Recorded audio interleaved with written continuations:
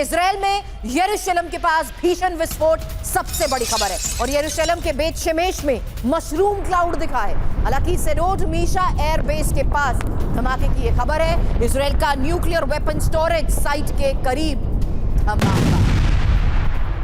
सेडोट Misha base के पास IDF का nuclear weapon storage.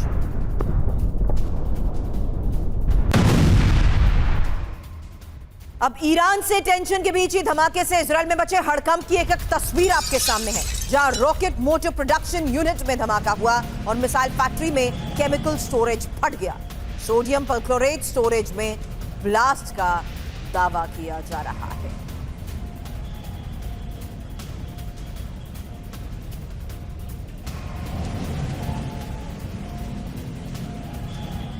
अब बेत शेमेश में धमाका पहले से तय और कंट्रोल टेस्ट, क्योंकि बेत शेमेश धमाके पर तोमर कंपनी ने बड़ा दावा किया है। रॉकेट और मिसाइल इंजन बनाती है तोमर कंपनी। रक्षा कंपनी ने ही योजनाबद्ध टेस्ट को पूरी तरह सफल बताया है। और बड़ी खबर यह कि इस धमाके में कोई नुकसान नहीं हुआ।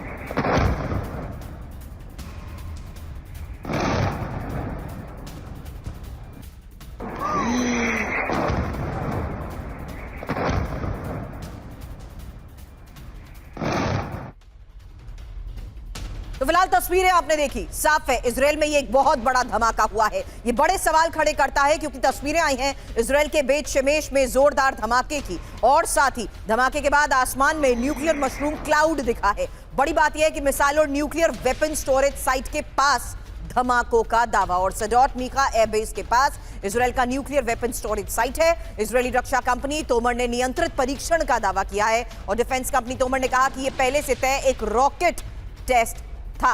हालांकि इसी को लेकर एक्सपर्ट से करे सवाल, उससे पहले विनोद ऑगस्टीन सर और जीडी बख्शी सर, ये सवाल इंफॉर्मेशन वॉल पर भी, क्योंकि इजराइल में इसी मशरूम क्लाउड को लेकर पहला बड़ा सवाल, क्या इजराइल ने टैक्टिकल न्यूक्लियर वेपन का टेस्ट किया है? दूसरा बड़ा सवाल, क्या न्यूक्लियर बेस के पास धमाका ईरान का प्रीएम्प्टिव स्ट्राइक थी?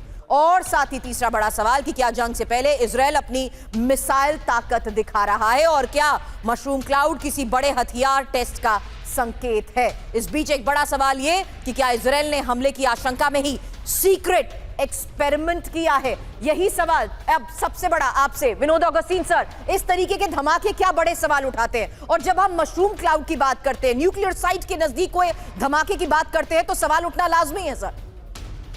बिल्कुल, इसमें कोई दो राय नहीं है। देखिए, इजराइल एक ऐसा कंट्री है जिनके पास सब जानते हैं, जिनके पास न्यूक्लियर वेपन है, लेकिन उन्होंने कभी भी ये माना नहीं कि उनके पास न्यूक्लियर वेपन है। राइट। ये इजराइल का न मानना उसी तरह है जैसे नॉर्थ कोरिया का न मानना कि उनके पास न्यूक्लियर वेपन है। Right sir. तो अगर निष्पक्ष तराजू में तोला जाए तो दोनों एक ही समान पाए जाना चाहिए। क्या पाए जाते हैं या नहीं, तो अपने आप में एक दूसरा सवाल है। और आपका सबसे महत्वपूर्ण सवाल जो है ये मशरूम क्लाउड का पाया जाना, वो भी न्यूक्लियर साइट के पास, कोई भी न्यूक्लियर साइट के पास मशरूम क्लाउड नहीं हो सकता। मशरूम क्लाउड वहां होता है जहां टेस्ट करते हैं, वो न्यूक्लियर साइट से कहीं दूर होता है। जैसे हमने टेस्ट किया था पोखरण में, पोखरण रेंज, जब ये टेस्ट हुआ था मैं वहीं था बाड़मेर में, वो ना न्यूक्लियर साइट, ना वॉरहेड साइट, ना मिसाइल साइट, उससे कोसों मील दूर था। तो ये, और मैं अभी ईरानी मीडिया को, जो इनके जो अंडरग्राउंड मीडिया है और इनके जो ग्रुप्स हैं, उनको देख रहा था। ये तो क्लेम कर रहे हैं कि इजरायली न्यूक्लियर वेपन पे एक डायरेक्ट अटैक, सक्सेसफुल अटैक हो गया है और न्यूक्लियर फॉलआउट आज शाम या कल तक दिखने वाला है। कहां तक सच है वो समय बताएगा। इजराइल को न्यूक्लियर वेपन के जरिए टारगेट किया गया? नहीं, इजरायली न्यूक्लियर वेपन पे डायरेक्ट अटैक हुआ है। Okay, understood. वो भी long range vector, long range missile के साथ। अंडरस्टूड। तो जस्ट बिफोर टेस्टिंग और फायरिंग इनके ऊपर एक सक्सेसफुल अटैक हुआ है, ये ईरान का क्लेम है। क्लेम और काउंटर क्लेम होता रहेगा। एक दो दिन में हमें पता लग जाएगा, अगर इवैक्यूएशन शुरू हुआ, कि ये सक्सेसफुल अटैक था या टेस्ट था। जहां तक मेरा मानना है, न्यूक्लियर साइट के पास भी कोई टेस्ट नहीं होता है।